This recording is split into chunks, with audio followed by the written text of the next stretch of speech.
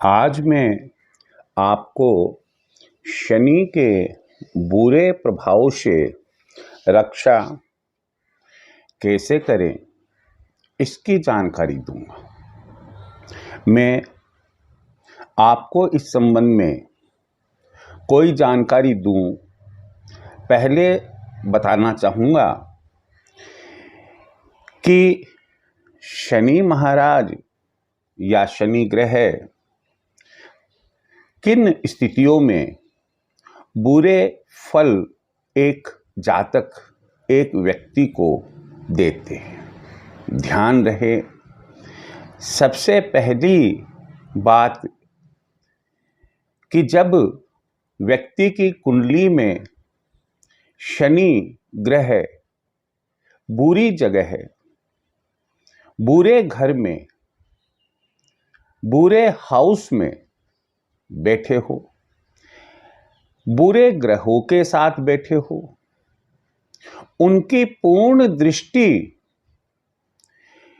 बुरे प्रभाव दे रही हो, तो एक कारण तो हुआ कि जातक के जन्म समय जो कुंडली बनी, उस कुंडली में ही शनि बुरे प्रभाव बता रहे हैं।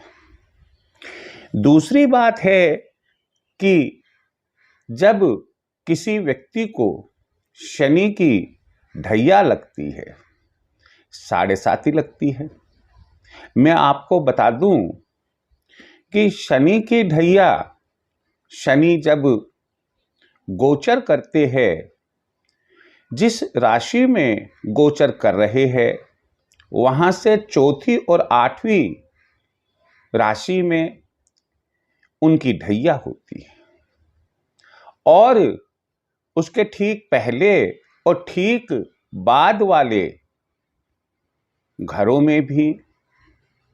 में साढ़े साती होती है।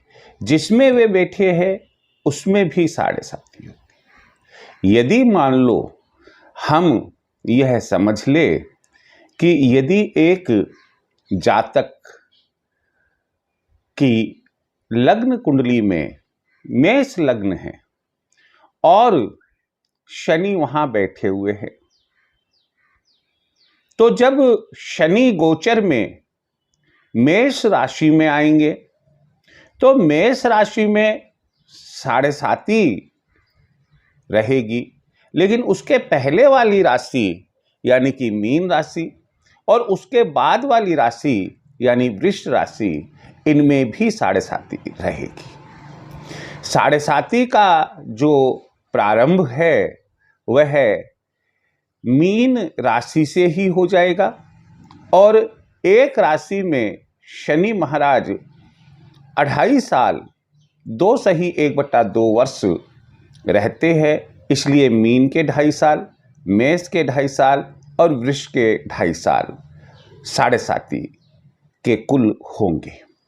जब मेष राशि में गोचर कर रहे हैं तो वो पहले 2.5 साल पूरे कर चुके हैं, मध्य वाले 2.5 साल चल रहे हैं और बाद वाले 2.5 साल जो वृष राशि में जब गोचर करेंगे शनि, शेष रहेंगे। तो इस तरह से कैलकुलेशन करेंगे।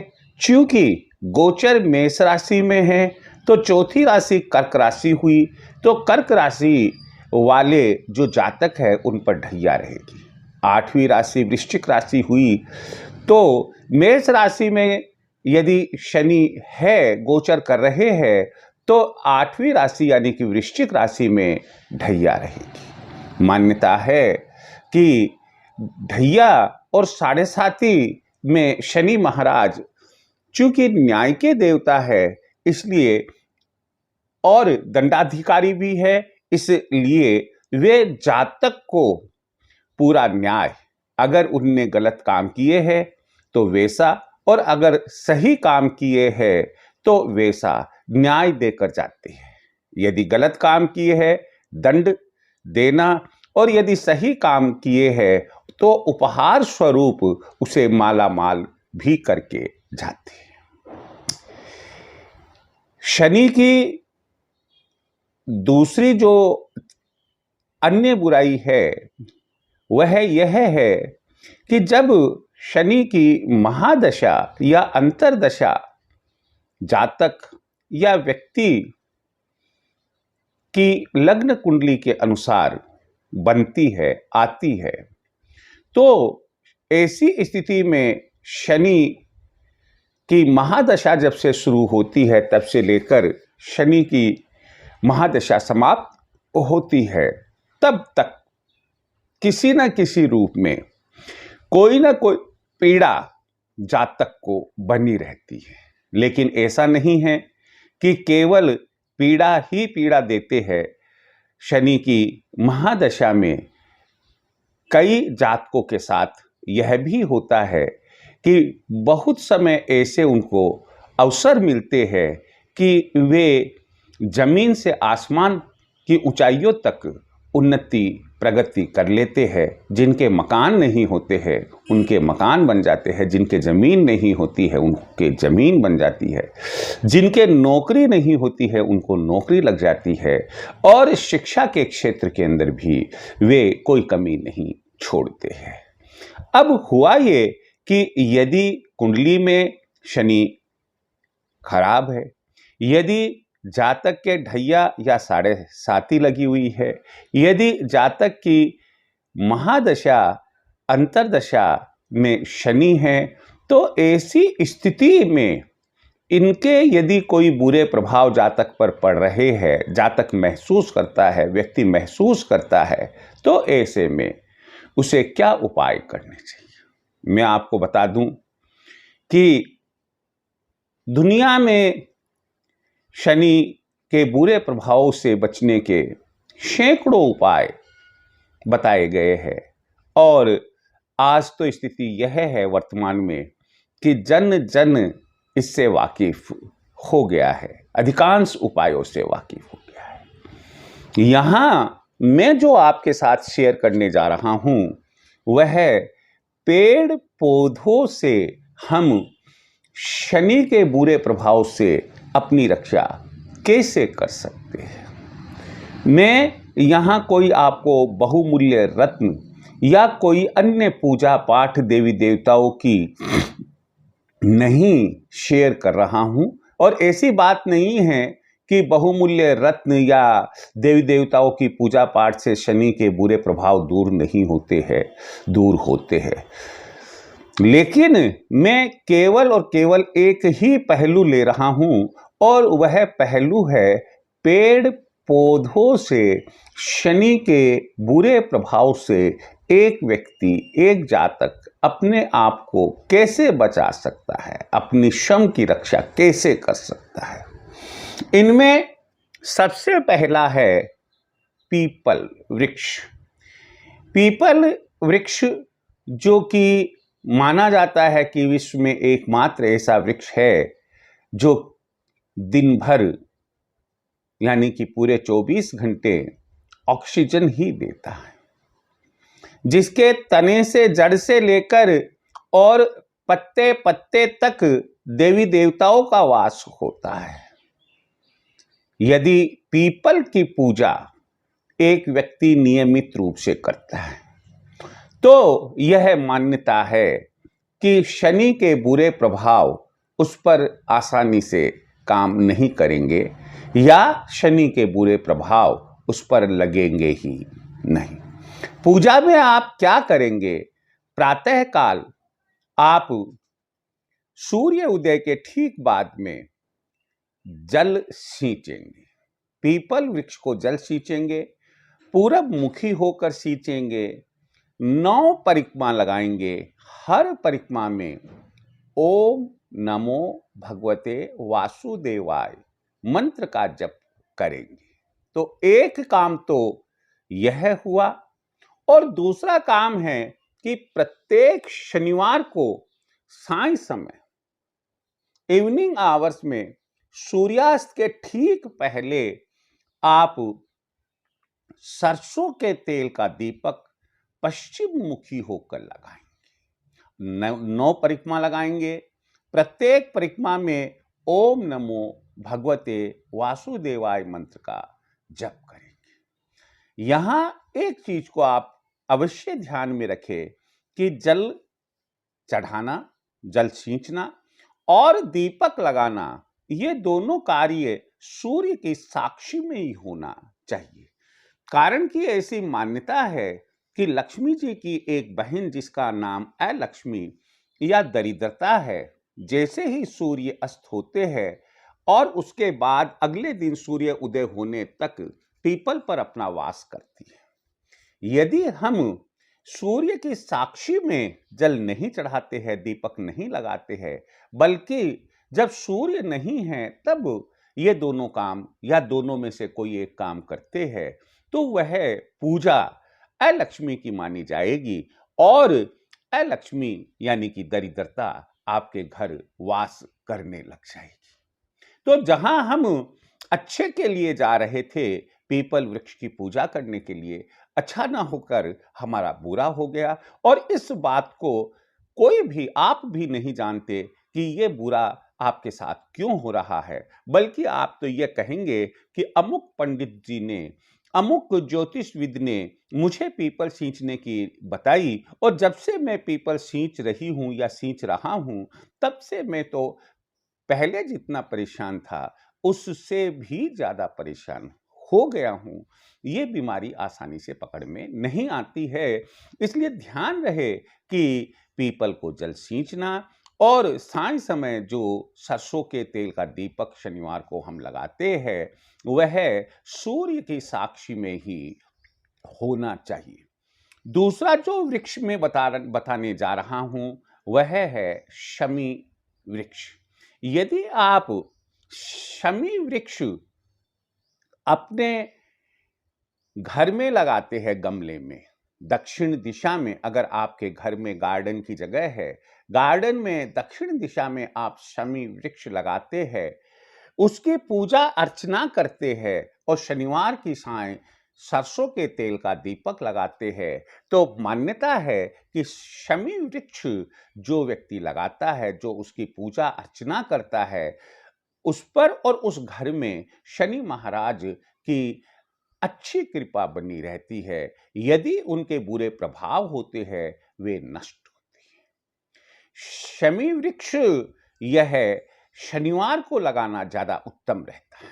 यदि घर में आपके शमी वृक्ष लगाने की जगह नहीं है, तो आप घर के बाहर ऐसी जगह शमी वृक्ष लगाएं कि जब आप घर से बाहर निकले तो वह शमी वृक्ष आपके दाहिने हाथ की ओर आना चाहिए। तो इस तरह से आप पर यदि शनि की ढैया है, साढ़े साती है, महादशा अंतरदशा चल रही है या कुंडली में शनि ग्रह खराब है, तो इन सब से रक्षा आपकी शमी वृक्ष की पूजा करेगा। मैंने आपको ये चीज बताई कि इस वृक्ष को नियमित रूप से पूजा करना यानी कि जल चढ़ाना और शनिवार को सांझ समय आप सरसों के तेल का दीपक लगाएंगे। घर में लगाते हैं, दक्षिण दिशा में गमला रखें और यदि दक्षिण में जगह नहीं है तो सेकंड विकल्प जो इसका बनता है वो पूरब या उत्तर भी बनता है। और यदि घर में आप इस वृक्ष को नहीं लगा सकते हैं, तो ऐसी परिस्थिति में आप घर के बाहर ऐसे स्थान पर लगाएं कि जब आप घर के बाहर निकले तो ये आपके दाहिनी ओर आए। शमी वृक्ष की अपनी एक बहुत बड़ी महिमा है। एक छोटी सी बात और शेयर करना चाहूंगा कि जो व्यक्ति तांबे के लोटे में जल और जल के साथ शमी वृक्ष की पत्ती डाल लेता है, उससे शिव जी का अभिषेक करता है, उसके सारे दुख, संकट, कष्ट और हर प्रकार के ग्रहों के बुरे प्रभाव 100% नष्ट होते हैं, दूर होते हैं। तीसरा मैं जो ले रहा हूं वृक्ष, वह है नीम का वृक्ष। नीम जो कि अपने भारत में, पूरे भारतवर्ष में पाया जाता है। नीम में मान्यता है कि माँ दुर्गा का वास होता है, माँ शीतला का वास होता है। नीम की पूजा करने से हनुमान जी प्रसन्न होते हैं, नीम की पूजा करने से शनि महाराज के बुरे प्रभाव दूर होते हैं। तो यहाँ पर हमें करना क्या होगा कि नीम बढ़िया रहेगा कि अगर यह घर में लगाएं तो दक्षिण दिशा में, और घर के बाहर लगाएं तो भी इसे दक्षिण दिशा में लगाना ज़्यादा उपयुक्त रहता है। और इसे आप नियमित जल चढ़ाएं। मंगलवार को आप चमेली के तेल का दीपक लगाएं और शनिवार को आप साय समय सरसों के तेल का दीपक लगाएं, और अन्य दिनों में आप घी का दीपक लगाएं। तो शनिवार को जो आप सरसों के तेल का दीपक लगाते हैं, आप मंगलवार को जो चमेली के तेल का दीपक लगाते हैं, मान्यता है कि ऐसा करने से, नीम की पूजा नियमित रूप से करने और दीपक लगाने से जो शनि महाराज के बुरे प्रभाव है उनसे हमारी रक्षा होती है। चौथा जो मैं यहाँ पर पौधा बताने जा रहा हूँ वह है बिच्छू बेल। बिच्छू बेल घरों में आप कई बार देखेंगे कि गमले में फैली हुई सी होती है, लगभग जामुनी कलर में पुष्प लगते हैं इसके। शनिवार को आप बिच्छू बेल की जड़ लेकर आए, उसे साफ करें और उसे धोकर, उसे सुखाकर आप उसे शुद्ध करें, और उसके बाद पुनः इसे सुखाकर आप काले वस्त्र में पहले पॉलीथीन में बांधे और फिर काले वस्त्र में इसे बांधकर इसका एक ताबीज बना ले, और शाम के समय पश्चिम मुखी होकर आप अपने दाहिने बाजू पर, और स्त्री है तो बाएं बाजू पर, और चाहे स्त्री हो या पुरुष हो, अपने गले में इस ताबीज को काले धागे में धारण कर ले। तो नीलम का जो, फिरोजे का जो काम होता है, मुख्य रूप से नीलम का जो काम होता है, आप ये पक्की बात मान कर चलिएगा कि वही काम ये बिच्छू बेल की जड़ का ताबीज करेगा और आपकी रक्षा शनि के बुरे प्रभावों से करेगा। तो इस प्रकार आज मैंने आपको बताया कि शनि के बुरे प्रभावों से हमें पेड़ पौधे किस तरह से बचाते हैं, किस प्रकार से हमारी रक्षा करते हैं। लेकिन मैं अंत में आपसे यही कहना चाहूँगा कि देखिए, शास्त्रों में जो लिखित होता है, हमारे जो पुराने बुजुर्गवारों ने जो कहा है, पंडितों ने कहा है, ज्योतिषविदों ने जो कहा है, आप ये पक्की बात मानकर चलिए कि मैं हूं या अन्य कोई विद्वान ज्योतिषविद है, वो कोई अपने आप सीख कर कहीं से नहीं आता है। ब्रह्मा जी ने उसे ऐसी दिव्य दृष्टि नहीं प्रदान की है कि उसको जो है वो सब कुछ ऊपर से मालूम पड़ जाता है। ये तमाम बातें शोध करने पर, ग्रंथों का अध्ययन करने पर, संतों की वाणी सुनने से जानकारी होती है, और उन जानकारियों को असंबल करके एक व्यवस्थित तरीके से एक अच्छा रूप देकर सरल भाषा में आप तक पहुंचाने की कोशिश की जाती है। आप, यदि आपकी श्रद्धा हो, आपका विश्वास हो इनमें, तो आप इन्हें जरूर अपनाइएगा। मैंने पहले भी किया। प्रयोग करना चाहते हैं, एक्सपेरिमेंटल, यदि आप इनके ऊपर विश्वास करते हैं या आप इन्हें अपनाते हैं, तो देखिए, एक्सपेरिमेंट्स आप खुद अपने साथ में कर सकते हैं कि आग पर हाथ रखूं, देखिए मेरा जलेगा या नहीं। पानी के अंदर मैं डुबकी लगाऊं और 2 मिनट तक मैं पानी में रहूं कि क्या मुझे ऑक्सीजन मिलेगा या नहीं। तो एक्सपेरिमेंट्स तो इन भौतिक चीजों के लिए होता है। नेचर के साथ आप एक्सपेरिमेंट नहीं करें, क्योंकि आपका एक्सपेरिमेंट फिर भी आपका एक्सपेरिमेंट ही होगा। यदि नेचर ने आप पर कोई एक्सपेरिमेंट कर लिया तो शायद हो सकता है कि आप उसे बर्दाश्त भी नहीं कर सके और आप उसे देख भी ना सके। भगवान ऐसा ना करे और आपका जीवन सुखमय रहे। जय श्री कृष्ण।